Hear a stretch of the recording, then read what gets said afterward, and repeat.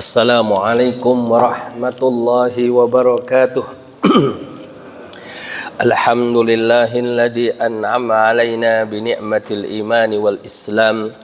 Wassalatu wassalamu ala sayyidina Muhammadin khairil anam wa ala alihi wa sahbihi ala dawam.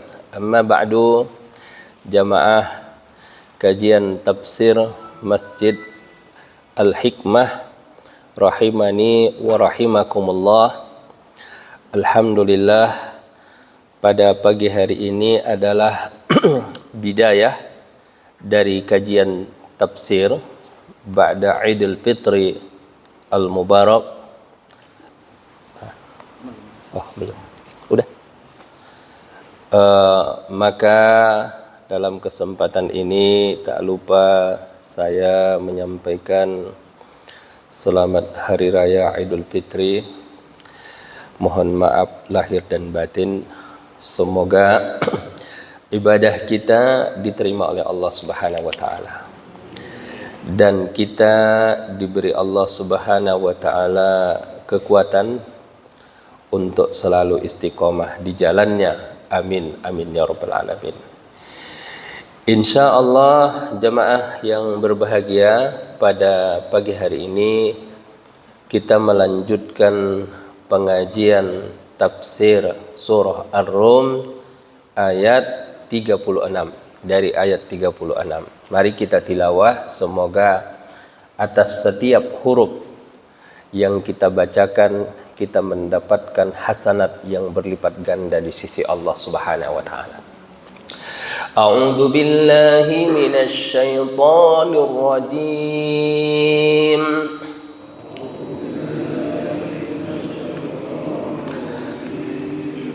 Bismillahirrahmanirrahim.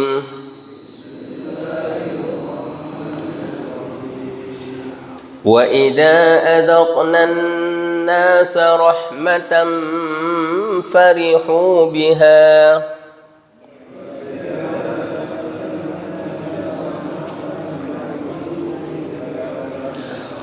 wa in tusibhum sayi'atun bima qaddamat aydihim idahum yaqnatun.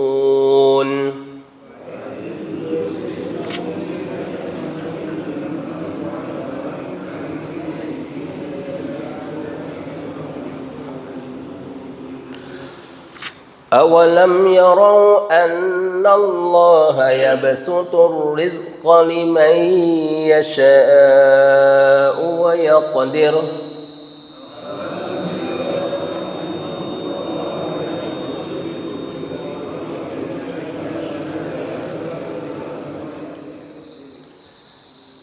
إِنَّ فِي ذَلِكَ لَآيَاتٍ لِقَوْمٍ يُؤْمِنُونَ.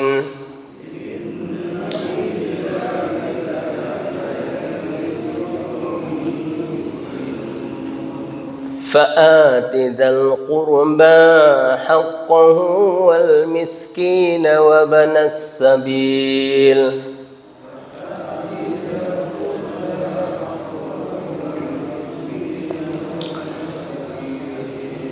ذلك خير للذين يريدون وجه الله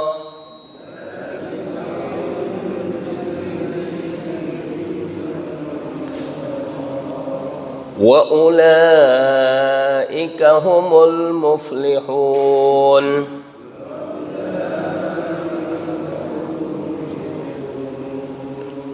وما آتيتم من ربا ليربو في أموال الناس فلا يربو عند الله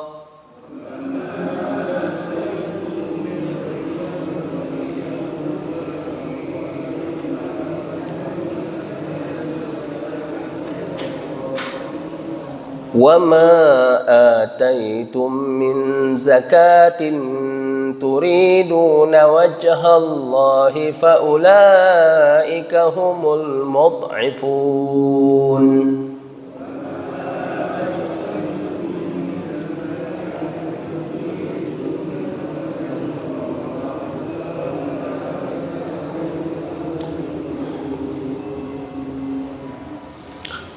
Wa idza adaqnan nasa rahmatan farihu biha, dan apabila kami rasakan suatu rahmat kepada manusia, niscaya mereka gembira dengan rahmat itu.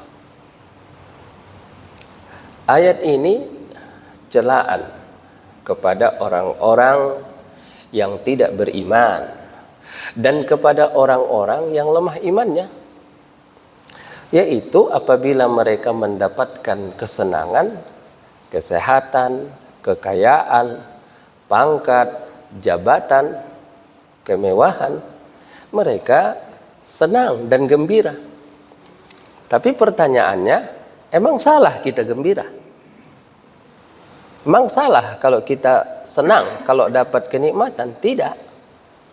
Tapi yang dimaksud senang di sini adalah senang kesombongan, menyombongkan diri, membanggakan diri, memamerkan kekayaannya dan apa yang dimilikinya.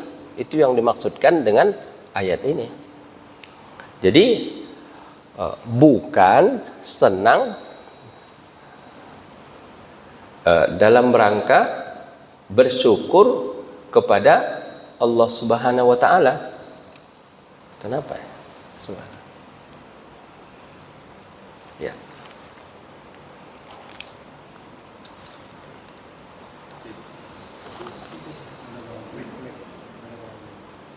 Ada apa? Oh.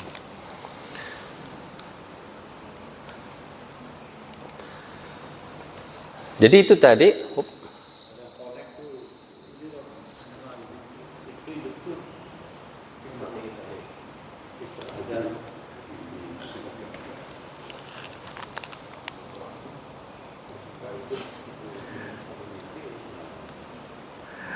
Jadi jadi apa yang diinginkan ayat ini dari kita? Jadi kalau kita dapat kenikmatan dari Allah Subhanahu wa taala, dapat harta, dapat pangkat, dapat jabatan, dapat kesehatan, maka yang diinginkan oleh ayat ini adalah supaya kita gembira juga, tapi dalam rangka bersyukur kepada Allah Subhanahu wa taala. Kita tunjukkan kepada Allah Subhanahu wa taala bahwa nikmat ini datang dari Allah. Wa ma bikum min ni'matin faminallah. Dan tidak ada satupun nikmat yang kamu peroleh kecuali itu datangnya dari Allah Subhanahu wa taala. Itulah rahasianya kenapa pahala subhanallah walhamdulillah wala ilaha illallah wallahu akbar itu sangat tinggi pahalanya. Kata Imam Al-Ghazali dalam kitab Ihya Ulumuddin, ya, subhanallah itu bukan hanya karena zikir lisan saja, tapi karena subhanallah itu maknanya tanzih. Tanzih itu kita memahasucikan Allah dari segala kekurangan, dari segala kesalahan, dari segala yang tidak pantas. Artinya di pikiran kita Allah itu adalah zat yang maha sempurna, sehingga itu memiliki konsekuensi dalam perilaku kita, dalam akhlak kita, dalam muamalah kita, dalam ibadah kita. Kalau alhamdulillah apa? Alhamdulillah itu adalah pengakuan bahwa segala nikmat datang dari Allah Subhanahu wa taala. Kalau kita menyadari bahwa segala nikmat itu datang dari Allah, kira-kira apa konsekuensinya dalam kehidupan kita? Syukur, Pak. Tunduk ibadah kepada Allah Subhanahu wa taala. Jadi kekuatan zikir subhanallah walhamdulillah wala ilaha illallah. Kalau la ilaha illallah itu adalah la ma'budu bihaqqin illallah. Tidak ada yang disembah kecuali Allah. Kalau Allahu Akbar itu lebih dahsyat lagi, bahwa Allah lah yang kita nomor satukan dalam kehidupan ini. Jadi itu tadi yang diinginkan oleh ayat ini, wa idza adzaqnan nasa rahmatan farihu biha. Dan apabila manusia yang apa? Manusia yang tidak beriman dan manusia yang lemah imannya, apabila mereka mendapatkan kesenangan berupa kekayaan, kesehatan, kemewahan, pangkat dan jabatan, mereka bergembira. Bergembiranya apa? Lupa diri. Nah, maka Allah tidak menginginkan kita seperti itu.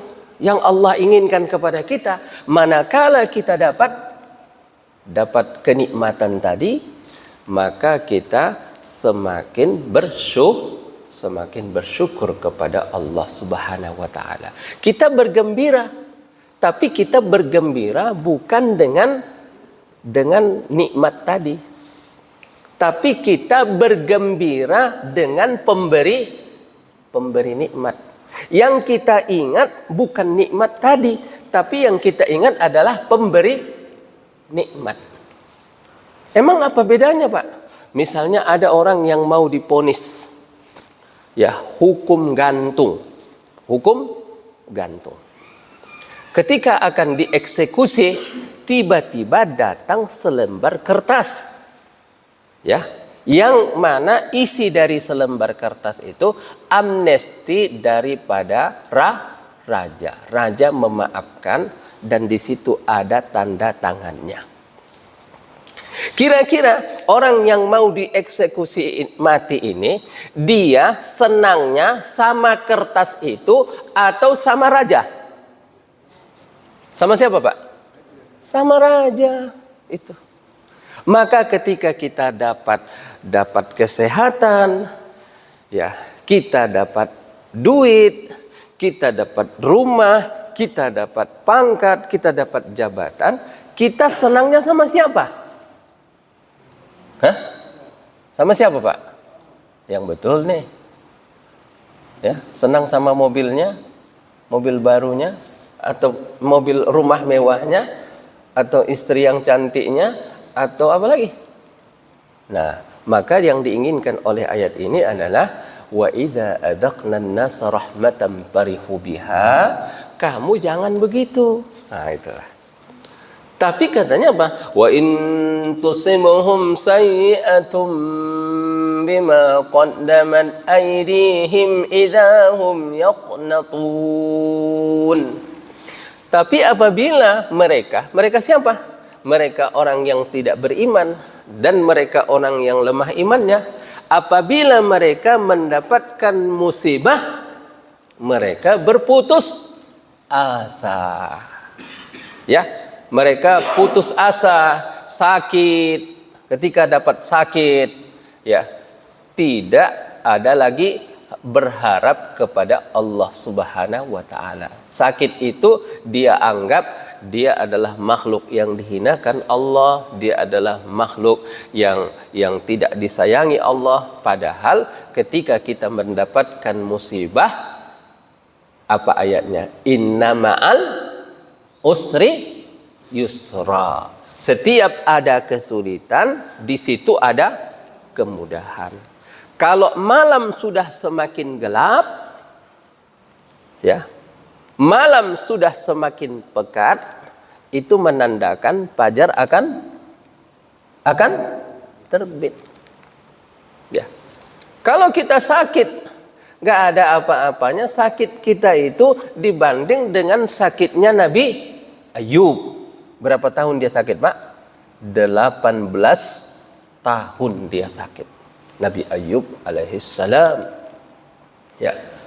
Kalau kita miskin, maka tidak ada apa-apanya kemiskinan kita itu dengan kemiskinannya Abu Hurairah yang tinggal di emperan Masjid Nabawi.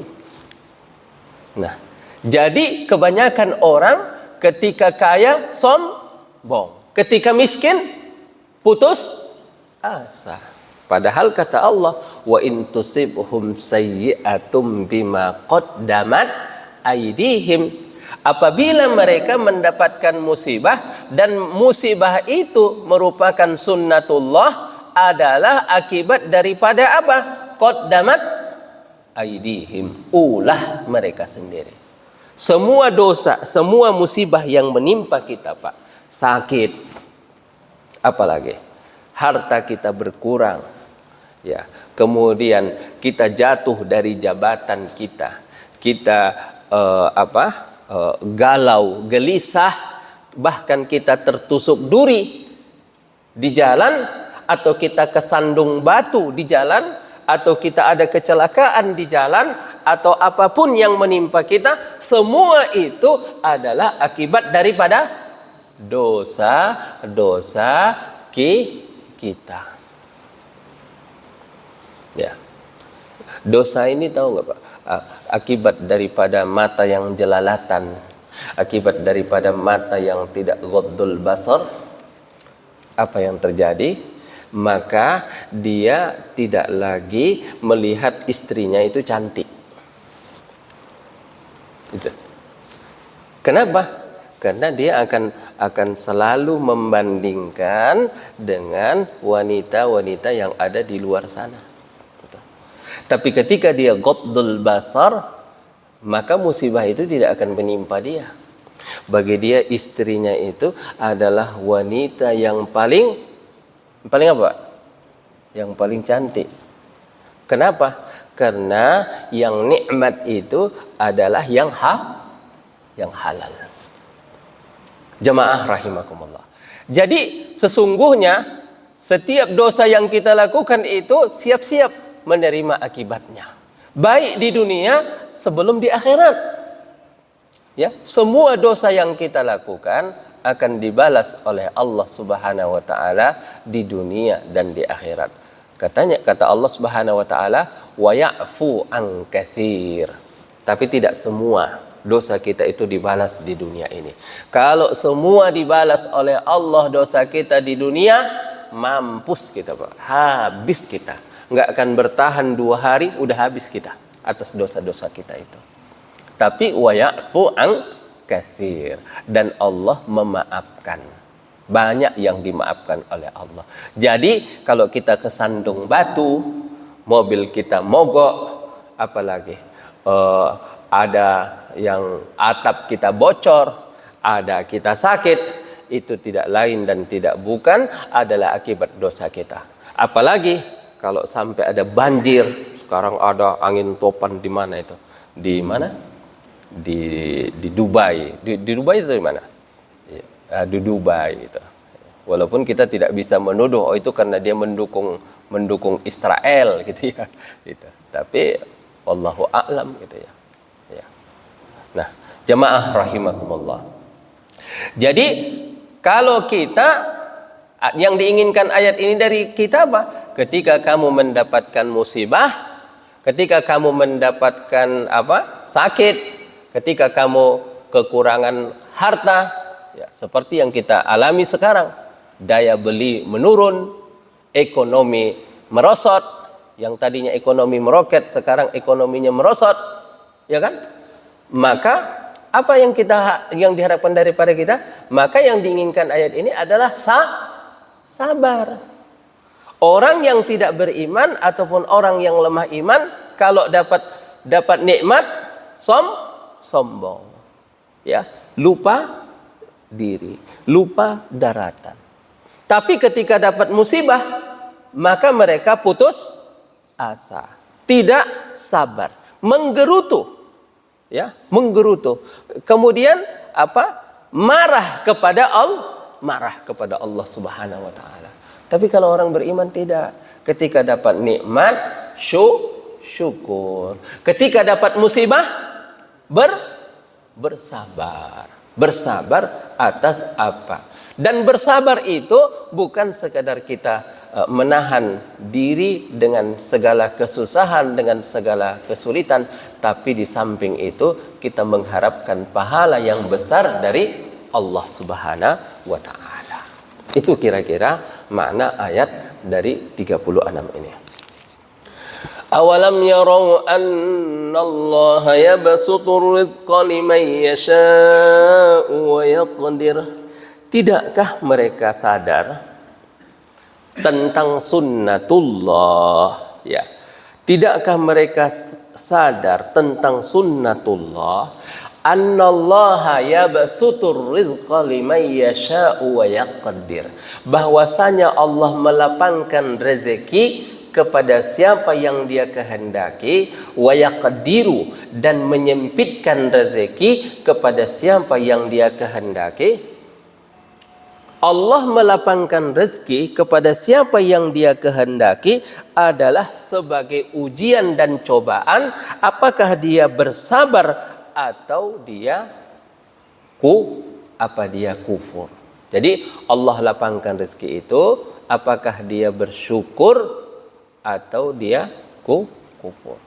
Allah sempitkan rezeki itu, apakah dia bersabar ataukah dia menggerutu.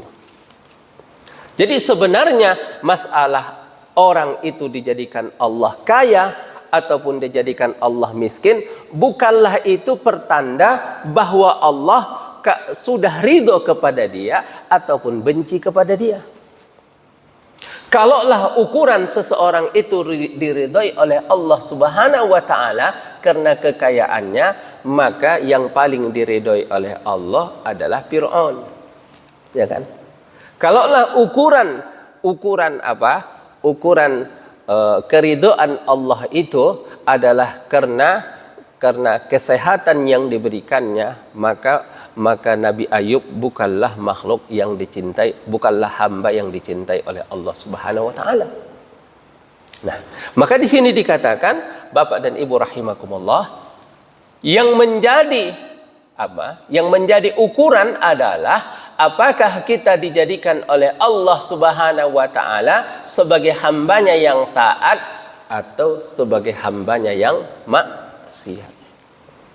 Selagi Allah Subhanahu wa taala menjadikan kita hambanya yang taat, mau seperti apapun ekonominya, mau seperti apapun mau sedikit apapun hartanya, mau dipandang orang sebelah mata pun tidak ngaruh sedikit pun. Tidak ngaruh sedikit pun orang ini dipandang oleh Allah dan dipandang oleh malaikatnya. Makanya ada orang-orang itu yang viral di langit tapi di bumi tidak dikenal. Tapi ada orang yang viral di bumi tapi di langit ketika ditanya, oh siapa itu? Nggak kenal, sama malaikat nggak kenal. Jamaah rahimakumullah. Jadi ini adalah sebuah prinsip yang harus kita pegang. Maka di akhir ayat itu dikatakan, inna fi dzalika la ayatil liqaumi yu'minun. Sesungguhnya pada yang demikian itu, maksudnya apa? Pada melapangkan rizki ya sebagai ujian kesyukuran, menyempitkan rizki sebagai ujian kesabaran, itu hanya dipahami qaumun yu'minun. Qaumun yu'minun. Tapi kalau orang yang tidak beriman, ataupun orang yang lemah imannya, ataupun orang yang hanya melihat dengan pandangannya pendek, dia menilai orang hanya dari apa? Dari hartanya, dari mobil apa yang dinaikinya, tinggalnya di mana, pekerjaannya apa, dan yang dilihatnya adalah jam tangannya harga berapa, ya. Kemudian sepatu yang dipakainya harga berapa. Dari situlah orang-orang la yu'minun menilai.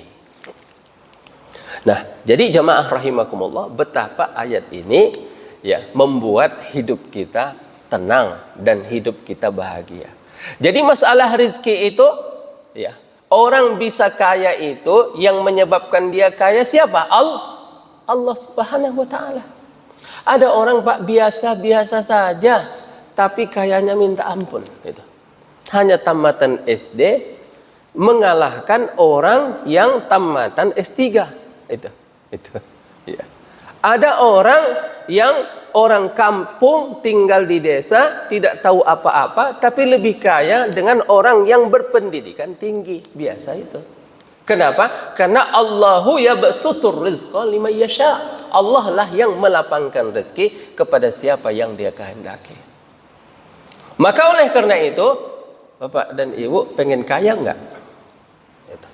Kalau pengen kaya, mintalah kekayaan itu kepada Allah Subhanahu wa taala. Apa doanya?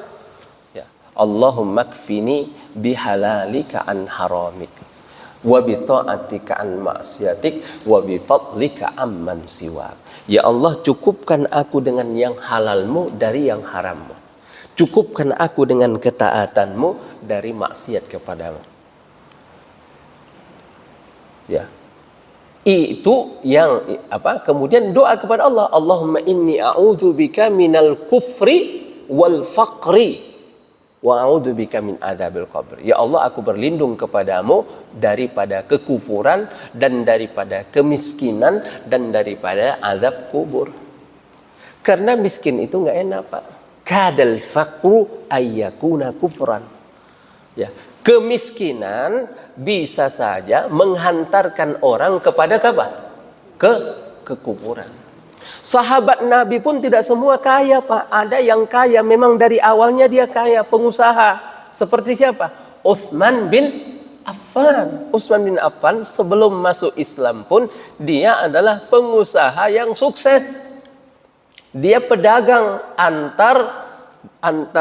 antar kota dari negeri Makkah, dia pergi berdagang ke negeri Syam, dia bawa barang-barang dari Makkah dia jual ke Syam. Itu. Kemudian di Syam setelah laku barangnya, dia beli lagi barang yang dari Syam, dia bawa lagi ke Makkah. Itu. Dan dia membawa itu dengan unta, dengan pegawainya yang banyak, dengan anak buahnya yang banyak, kaya dia.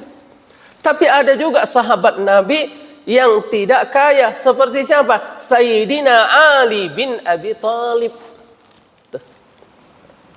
Ya, ketika itu Fatimah itu dilamar oleh Abu Bakar. Kata Rasulullah sallallahu alaihi wasallam, innaha saghirah. Dia masih kecil, masih anak kecil gitu. Dilamar oleh Umar. Ya, sahabat Nabi itu berlomba-lomba ingin mendapatkan nasab dan keturunan dari Rasulullah sallallahu alaihi wasallam. Ya. Kemudian orang-orang bilang kepada Ali, Ali katanya. Ya. Kenapa engkau tidak mau melamar Fatimah gitu ya. Kata Ali, bagaimana saya mau melamar Fatimah? Saya nggak ada pekerjaan, saya nggak ada penghasilan, saya nggak punya apa-apa. Gitu. Nasibnya Ali, miskin, Pak. Ali itu miskin. Gitu. Nah, sampai akhirnya ya dia dipanggil oleh Rasulullah Sallallahu Alaihi Wasallam. Ali mau nikah nggak? Ya, bagaimana ya Rasulullah, saya mau nikah katanya. Ya, saya nikahkanlah sama Fatimah. Katanya. Waktu itu Ali cuma punya baju besi, Pak. Baju besi yang dipakai untuk peperangan. Sini baju besimu. Jadikan dia sebagai mahar. Ya. Sampai segitunya Imam Ali itu tidak punya apa-apa. Makanya ketika di malam pertamanya Ali dengan Fatimah bilang, wahai Ali katanya, saya mau ngomong kepadamu katanya. Dulu katanya, sebelum kita menikah, saya senang pada seorang laki-laki katanya. Tapi kamu jangan marah. Ya. Dan katanya, dan laki-laki yang saya senangi itu adalah engkau wahai Ali katanya. Jadi Ali walaupun dia miskin, tapi orangnya adalah seorang petarung, seorang yang hebat, seorang yang kuat, seorang yang berilmu, seorang yang saleh, dan seorang yang bertakwa. Makanya bapak-bapak pun panduan untuk mengambil menantu itu, jangan lihat dia pada saat dia melamar putrinya bapak dan ibu gitu ya. Mana ada orang sukses, kaya raya, sudah punya jabatan, sudah punya rumah, sudah punya mobil mewah di umur 23 sampai umur 30 tahun, belum ada. Jarang itu. Kalaupun ada mungkin nggak mau sama anak bapak dan anak ibu. Oh, dia cari orang yang lebih hebat lagi gitu. Tapi lihat anak ini seperti apa nanti ke depannya, seperti itu. Dan ternyata Imam Rasulullah pun tidak salah pilih dengan Imam Ali bin Abi Thalib. Jadi pandangan Islam itu tidak melihat orang dari kekayaannya. Memang ada hadis, tungkahul mar'atu li arba'in. Wanita itu dinikahi karena 4. Yang pertama, lima liha wali hasabiha, karena hartanya, karena keturunannya. Satu lagi karena apanya? Karena bobot, bebet, satu lagi apa? Bibit. Ya, itu ya. Ya. Tapi kata Rasulullah, pangkih lizatiddin, nikahilah orang itu karena agamanya. Ya. Rasulullah tidak menganjurkan orang menikahi karena hartanya, karena keturunannya, karena jabatannya, tapi Rasulullah hanya menceritakan yang terjadi di masyarakat seperti itu adanya. Tapi Islam punya pandangan sendiri, maka nikahkanlah orang karena agamanya. Maka jamaah rahimakumullah, ini hanya liqaumi yu'minun, orang-orang yang beriman, yang mengerti, yang paham, yang tahu bahwa ukuran seseorang itu, ya, kaya itu adalah sebagai ujian kesyukuran, miskin itu sebagai ujian kesabaran. Tapi kalau miskin, jangan sabarnya itu sabar yang pasif. Sabar itu dua, Pak. Ada sabar yang pasif, ada sabar yang aktif. Apa bedanya? Udah dia miskin, tidak mau bekerja, tidak mau cari kerja, kerjaannya tidur, main HP, rebahan, ngopi dari jam pagi sampai jam 10, tidak ada usaha. Itu namanya sabar yang pasif. Tapi orang yang miskin itu dia selalu ingin bangkit dari kemiskinannya, ingin bangkit daripada keterpurukannya, maka dia akan bekerja keras. Biasanya sunnatullah, usaha tidak akan mengkhianati hasil. Itu Pak, ya. Usaha tidak akan pernah mengkhianati hasil. Itu sudah merupakan sunnatullah. Jadi itu kita tanamkan kepada anak-anak kita. Katanya banyak, ada yang survei mengatakan biasanya yang bapaknya miskin, anaknya miskin lagi gitu. Kenapa? Karena anaknya mengikuti pola hidup daripada bapaknya itu. Itu. Nah, jemaah rahimakumullah. Setelah tadi kita sadari bahwa ini nyambung Pak dengan ayat yang sebelumnya. Ayat 38 ini nyambung dengan ayat 37. Ayat 37 tadi kita katakan Allahu yabsutur rizqa, Allah melapangkan rezeki sebagai ujian kesyukuran, Allah menyempitkan rezeki sebagai ujian kesabaran. Maka oleh karena itu fa'ati dzal qurba haqqahu, berikanlah hak kaum kerabat. Dari harta yang kau miliki, kekayaan yang kau miliki, jangan makan sendiri. Allah Subhanahu wa ta'ala menitipkan pada hartamu hak kaum kerabat. Itu yang disebutkan dengan silaturrahim. Dan Rasulullah mengatakan, man arada an yubsata lahu fi rizqih, siapa yang ingin dilapangkan rezekinya, dipanjangkan umurnya, falyasil rahimahu, maka hendaklah ia menghubungkan silaturrahmi. Ya. Esensi daripada silaturrahmi itu Pak, ya, saya simpulkan aja, adalah given, memberi. Berikan sebahagian apa yang kita miliki kepada keluarga-keluarga terdekat. Lihatlah, ya, adik kita, ya, paman kita, keponakan kita, ya, orang-orang terdekat kita.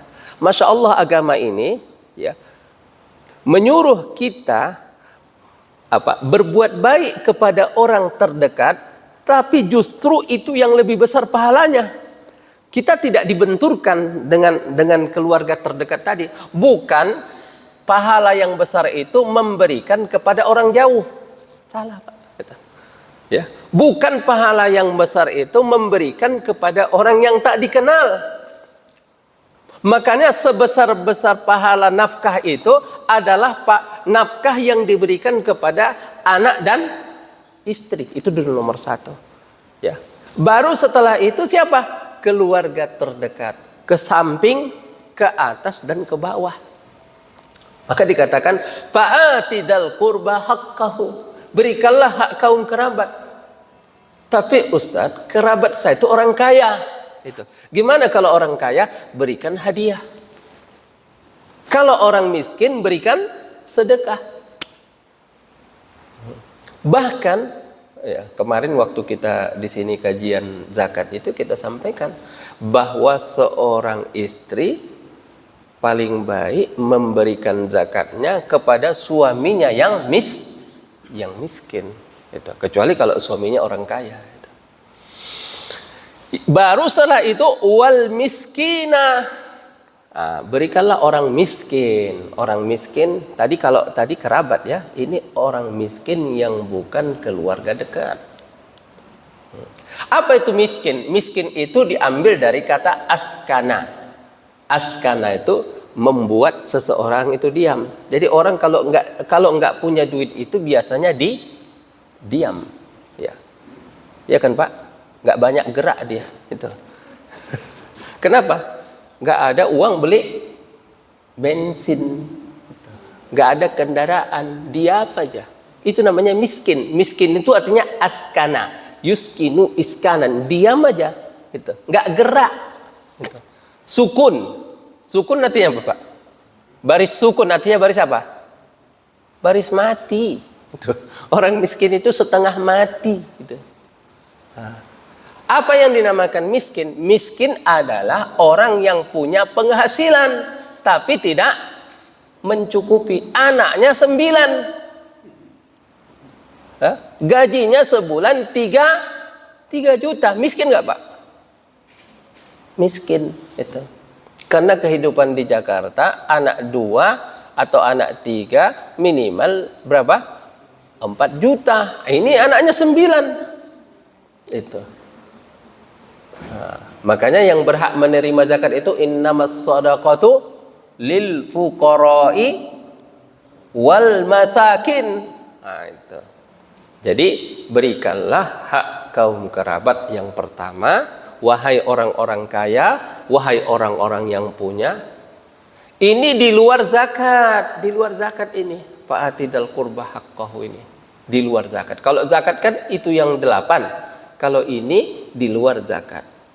Wal miskina, dan orang miskin. Siapa lagi? Wabanas sabili, dan anak jalanan. Maksud anak jalanan itu orang ini adalah konteks kehidupan di masa Nabi. Ada orang yang musafir, tiba-tiba dalam perjalanan dia kehabisan bekal. Tapi hati-hati, bukan orang yang ngaku-ngaku, modus Pak. Itu kan. Kan banyak yang modus itu. Pak, saya mau ke Banyuwangi katanya.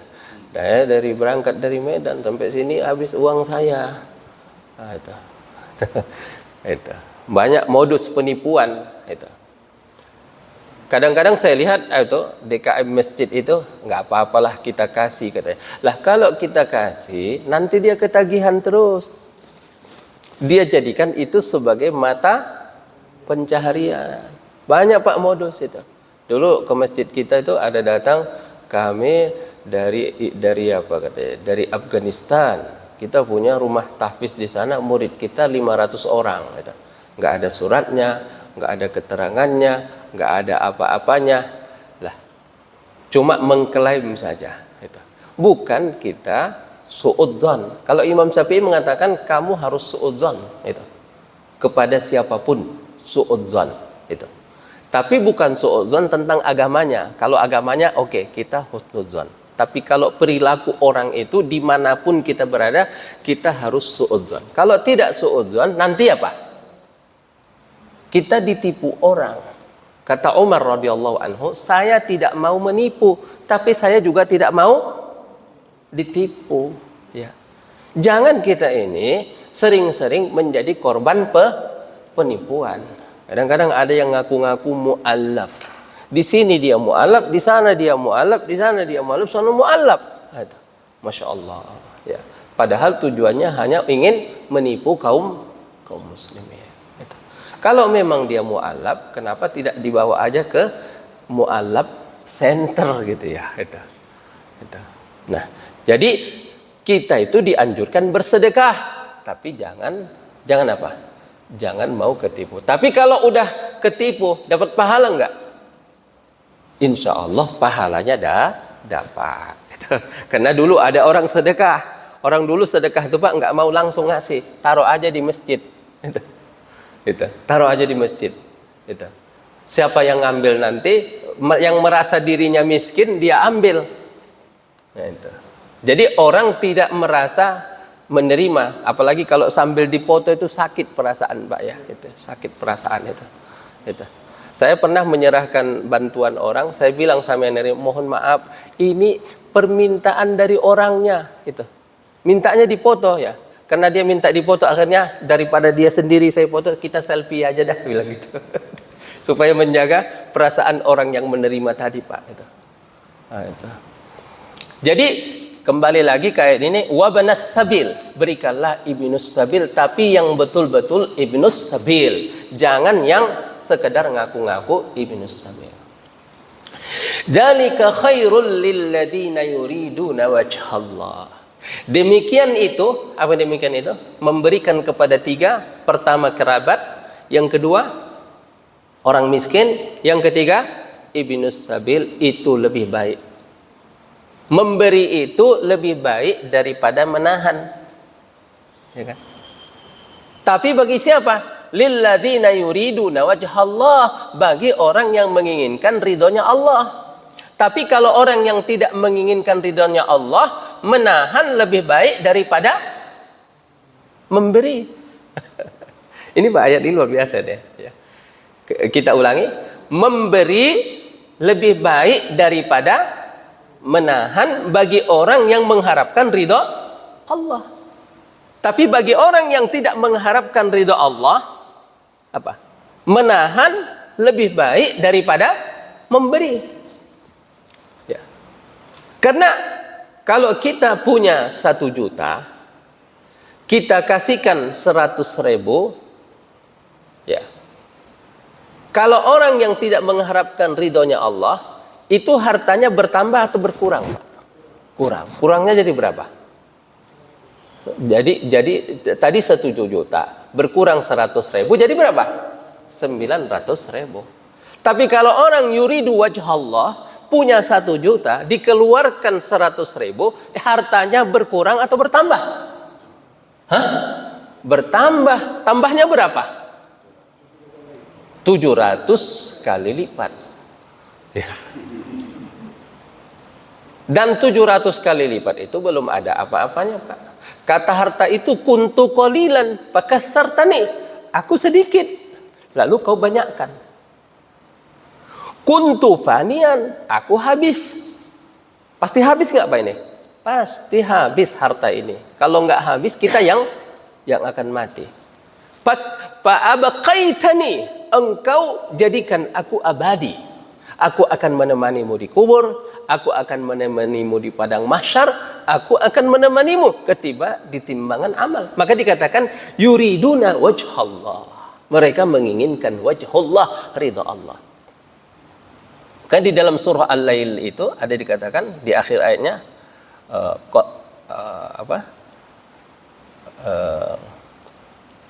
fa amma man a'ta wattaqa wa saddaqa bil husna, apa?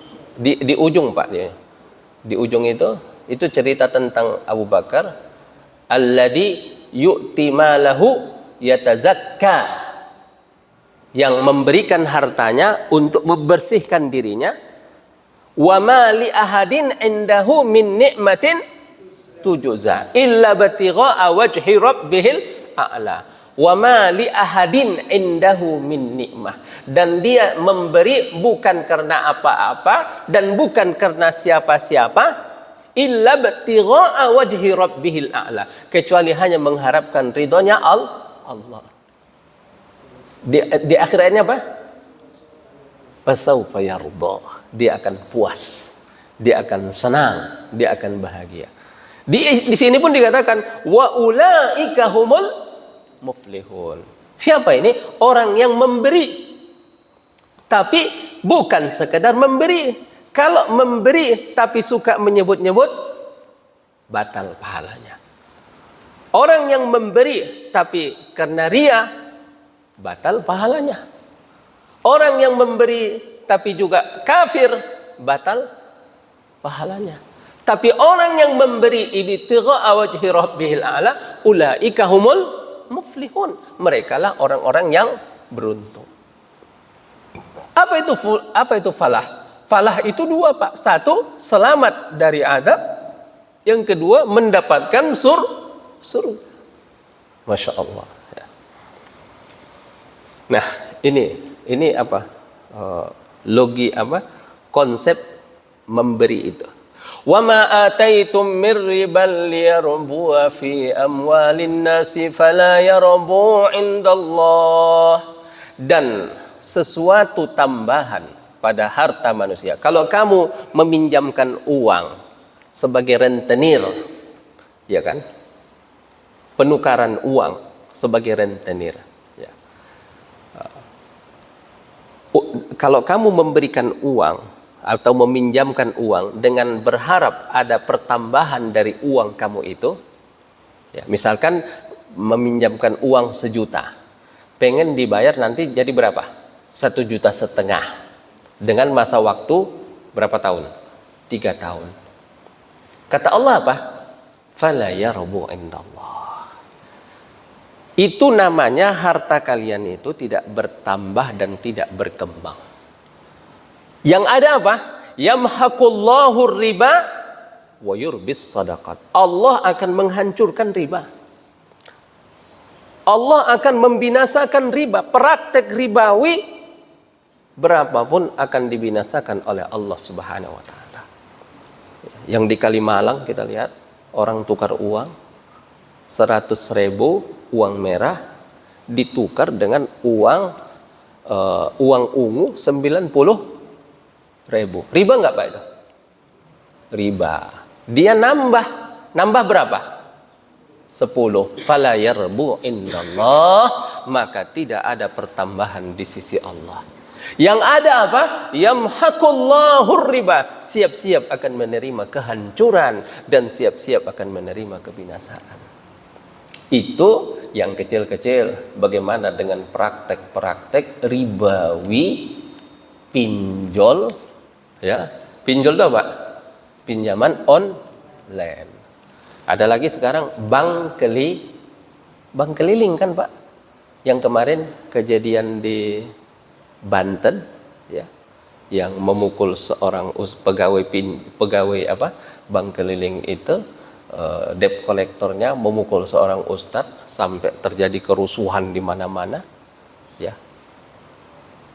Maka dikatakan yamhaqullahu riba. Allah akan menghancurkan praktek ribawi itu. La ta'kulu riba adhafan mudha'afah. Jangan kamu makan riba. Walaupun sekarang kita lihat di mana-mana riba, hampir tidak ada satupun di ruangan ini yang tidak kena praktek riba. Betul nggak, Pak? Hah? Betul nggak, Pak? Betul. Kalau ustadz gimana? Wah, semua kena, Pak. Nggak ada yang nggak kena.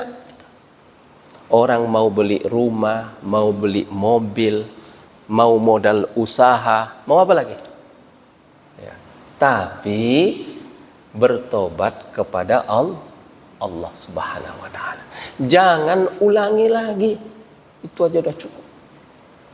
Jangan bilang kan sama saja dengan bank syariah. Oh, enggak sama, Pak. Itu. Ya. Sama saja, di sini dia dapat margin segini, di sini juga dia dapat margin sini. Oh, tapi akadnya beda.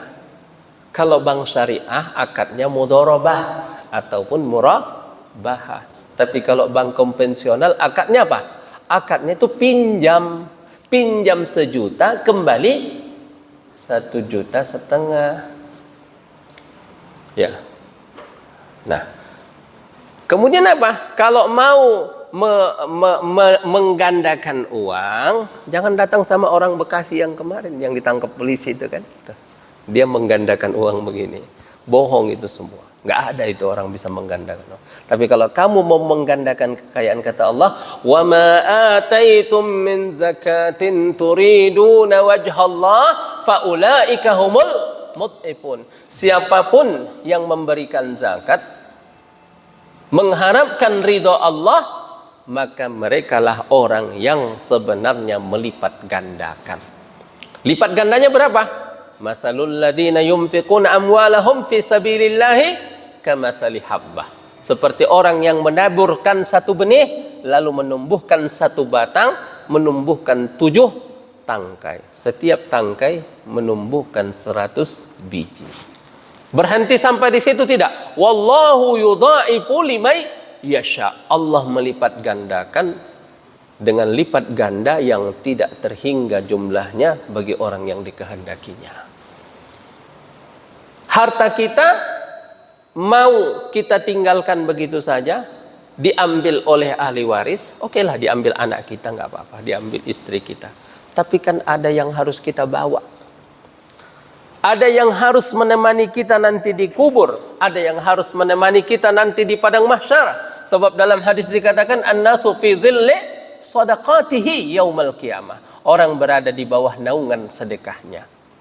Yang akan menaungi kita di padang mahsyar nanti siapa lagi? Bukan anak kita, Pak. Anak kita, yauma yafirrul mar'u min akhihi wa ummihi wa abihi wa sahibatihi wa banih. Semua lari, tidak peduli. Istri kita tidak peduli kepada kita, anak kita tidak peduli kepada kita. Siapa lagi? Ya. Keturunan kita tidak peduli kepada kita. Yang peduli kepada kita siapa? Sedekah kita. An-nasu fi zilli sadaqatihi yaumal qiyamah. Faulaika humul mud'ifun, kata Allah. Mereka lah orang yang betul-betul melipat gandakan. Jadi kita mau melipat gandakan di dunia atau melipat gandakan di akhirat? Melipat gandakan di dunia, ya ada hitung-hitungannya, bisa beli barang, buka toko, ya. Sekarang toko-toko pun sudah pada tutup. Kenapa? Daya beli menurun. Itu. Ya. Kecuali toko akhirat buka Pak 24 jam. Itu. Investasi akhirat itu buka. Syaratnya tidak susah. Tidak perlu ini, tidak perlu itu. Infakkan saja. Itu. Bahkan semakin kita tidak mengurusi infak kita itu lebih baik Pak. Karena kalau kita mengurusi infak kita itu kita dapat hazzun nafsinya.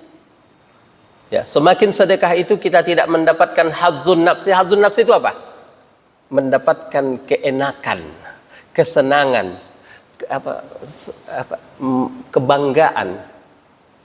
Itu malah nggak dapat pahalanya, berkurang pahalanya.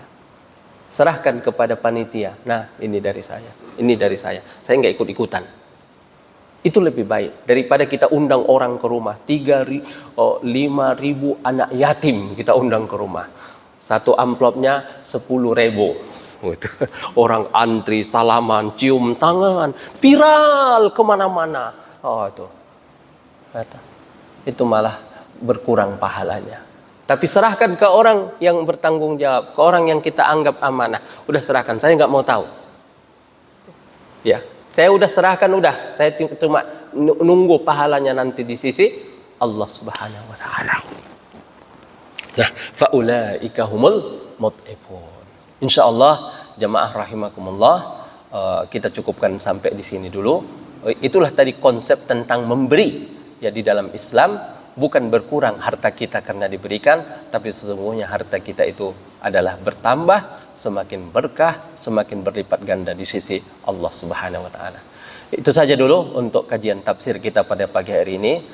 Tafsir surah Ar-Rum ayat 32 sampai 39. Adapun tafsir yang sebagai rujukan yang saya ambil, pertama tafsir Al-Muyassar, kedua tafsir As-Sa'di, ketiga tafsir Said Tontowi Al-Wasit, ya, keempat kadang-kadang juga diambil dari tafsir Ibnu Katsir. Karena satu tafsir itu tidak cukup Pak. Karena Yang ada di sini tapi di sini tidak ada. Gitu.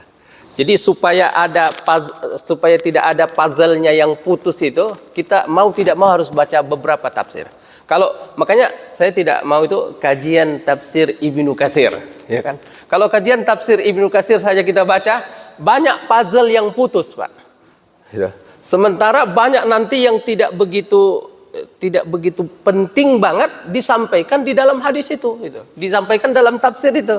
Gitu. Kalau misalnya tafsir Qurtubi, dia bahas tentang qiraat, dia bahas tentang nahwu, dia bahas tentang lughah. Lah mana paham kita di sini tentang lughah gitu. Makanya ini kombinasi dari beberapa tafsir. Ya, kadang memang ada tafsir paling bagus lagi, tafsir Al-Bughawi. Itu tafsir tentang bahasa. Kalau ada bahasa Al-Quran itu yang kita nggak paham, itu lihat tafsir Al-Bughawi. Ada lagi tafsir misalkan itu yang yang paling mudah, misalnya apa yang diinginkan ayat ini dari kita, ya. Itu tafsirnya yang bagus, tafsir As-Sa'di. Gitu. Terus kalau mau mencari asal usul kata-kata bahasa Arabnya, ada tafsir Al-Wasit Syed Tontowi gitu. Tapi kalau kita mau simple, tidak ada waktu, baca aja kitab tafsir Al-Muyassar gitu. Tapi maksudnya apa? Kita ini ingin simple tafsir ini. Maksudnya tidak kemana-mana, tidak melebar kemana-mana. Tapi sebab kita sebenarnya ingin mendengarkan kitabullah ini, makna ayat per ayat, surah per surah. Semoga ini juga menjadi hidayah bagi kita semua. Itu saja dulu jamaah rahimakumullah. Iya Pak, silakan. Iya, boleh. Tentang riba. Saya pengusaha punya uang 1 miliar. Ada 2 pilihan bagi saya. 1 miliar saya simpan atau saya jadikan modal yang akhir tahun nanti akan berkurang menjadi 900 juta karena inflasi. Iya. Yang kedua, saya berikan properti yang tiap tahun akan naik 50% bahkan sampai 100%, dan itu saya berikan ke bank sebagai jaminan pinjaman sehingga saya tetap bisa memakai uang untuk modal kerja saya. Yang saya maksud, tindakan saya itu adalah termasuk itu. Karena hitungan bisnis lebih menentukan kalau saya dengan bank, saya jadikan properti, dan kalau itu naik terus, pinjaman saya tahun pertama mungkin cuma dapat 700 juta, tahun kedua bisa 900, tahun ketiga bisa 1 miliar lebih, dan propertinya naik terus. Sementara itu propertinya bisa pakai untuk kantor, untuk rumah, untuk gudang, dan sebagainya. Iya. Bagaimana cara seperti itu? Uang itu Pak, kalau hanya disimpan, siap-siap tiap tahun mengeluarkan 25 juta. Dari inflasi. Dari inflasinya iya, yang kedua dari zakatnya juga. Simpan 1 miliar di bank, maka setiap tahun itu dikeluarkan 25 juta. Belum dari inflasinya. Makanya uang itu sebenarnya harus berputar. Ya, harus berputar. Nah, apa hukumnya kalau tadi saya gadaikan? Ya kan?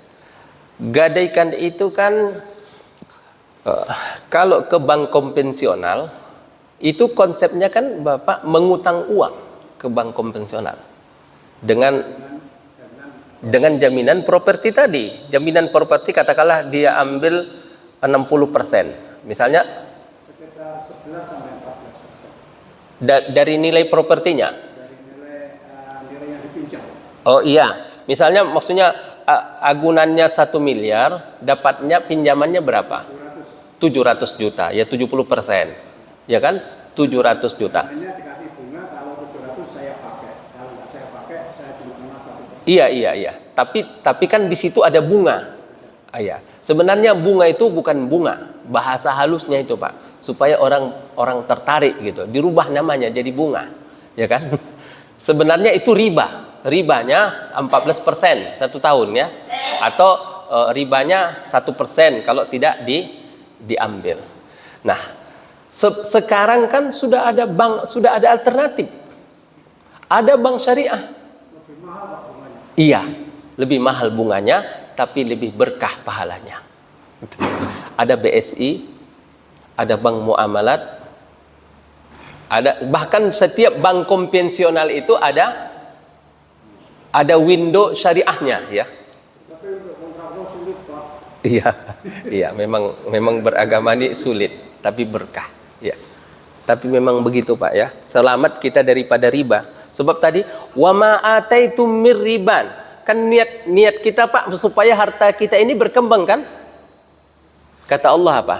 Fala yarbu indallah. Itu enggak berkembang. Memang kelihatan berkembang, tapi ada saja nanti pengeluaran yang akan kita tidak sangka-sangka di dunia. Bisa saja bertambah. Enggak kena di dunia, di akhiratnya kena. Tapi biasanya sebelum kena di akhirat, kena dulu di dunia. Dan sudah banyak kejadiannya. Jadi kalau mau selamat, ambil selamat. Susah-susah dikit, repot-repot sedikit, enggak apa-apalah. Yang penting selamat. Dan itulah pengorbanan yang harus kita berikan sebagai bentuk ketaatan kita kepada Allah Subhanahu wa taala. Ya. Jadi niatkan dulu dari dalam hati, saya mau bebas dari riba. Ketika kita sudah berniat, Allah lah yang akan memberikan kemudahan.